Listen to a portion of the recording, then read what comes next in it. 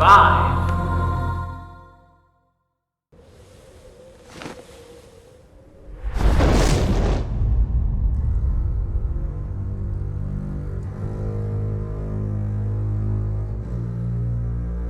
竜背負ってんのはお前だけじゃねえんだよ。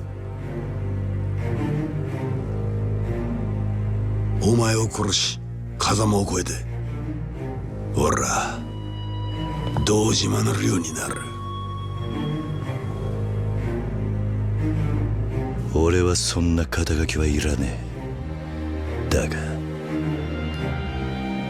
竜は一匹でいい。ああ、お前の言う通りだ。付き合ってやるぜ、そのくだらねえ戦いに。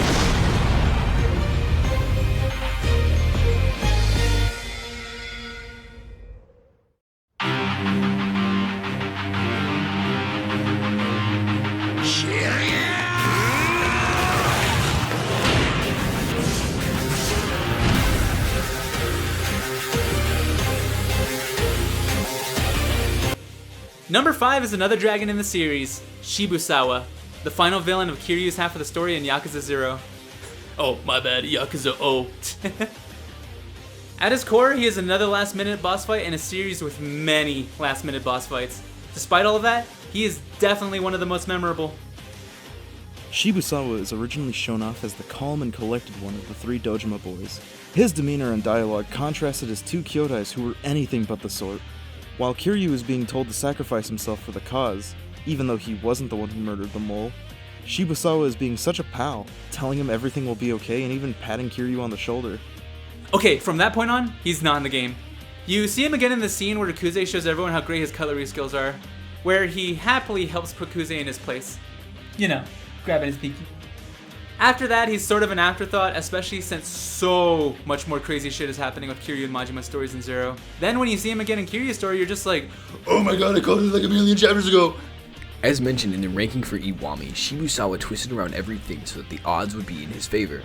Yet as Kyodais embarrassed himself enough to gain Dojima's favor, he managed to track down Makoto in order for Dojima to gain ownership of the empty lot.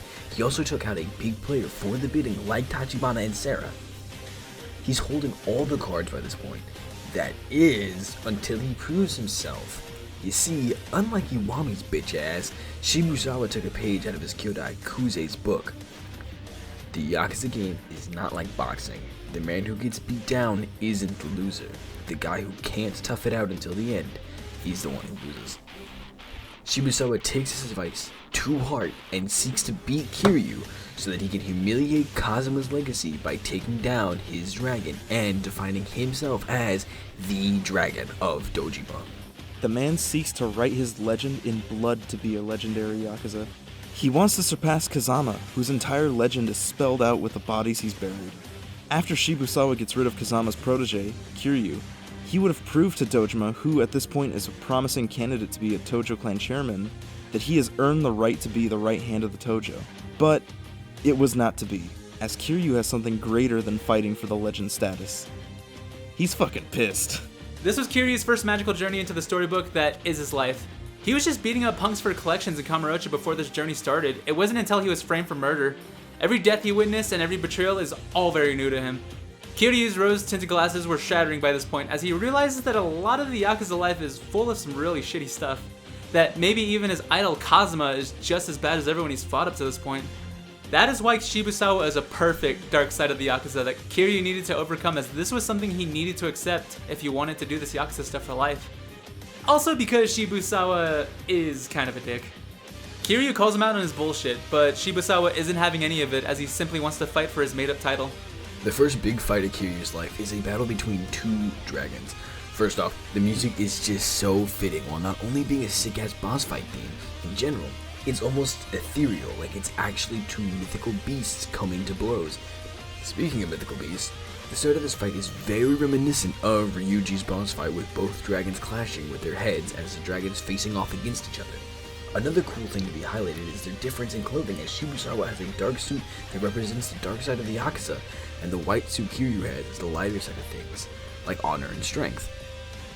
To add on to Shibusawa's immense presence, he can also swap between fighting styles like how Kiryu has been learning throughout the entire game, really cementing that these two are not only physically on par with each other, but that they both had what it took to become the dragon of Dojima. The fight scenes QTEs are fucking sick as hell. Side note, this is easily one of the toughest fights that Kiryu has ever had in his life. And the fight makes a big deal of that, since this is another one of the few times that Kiryu had to put his soul into a fight with someone on his level, because every QTE in this fight is some of the most insane shit Kiryu has ever inflicted onto someone. Shibusawa was someone that Kiryu wanted to put down badly. Every hit had Kiryu's intense rage imbued into it. I mean, I wouldn't say the toughest since this was baby Kiryu. Shut up, Shadow. This fight is the reason how Kiryu got his footing as the Dragon of fucking Dojima, a nickname that Shibusawa created for himself so that everyone knows who he is, but instead was claimed by Kiryu, who didn't even want the title.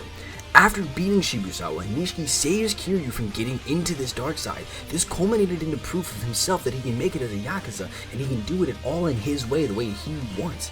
And the first thing he does to back up this change in perspective, he starts wearing the iconic gray suit that we all know him for. Now Kiryu realized that everything isn't that black and white world that Kazuma and the Dojima lieutenants kept enforcing, so he symbolically represents the gray zone between them. This revelation wouldn't have happened had it not been for Shibusawa. While his story presence was lackluster till the end, Shibusawa was a contributing factor to Kiryu's origin and made a badass final fight. That's why this fucking guy earned this spot in number 5. I guess. I couldn't have said it any better. See you guys in number 4.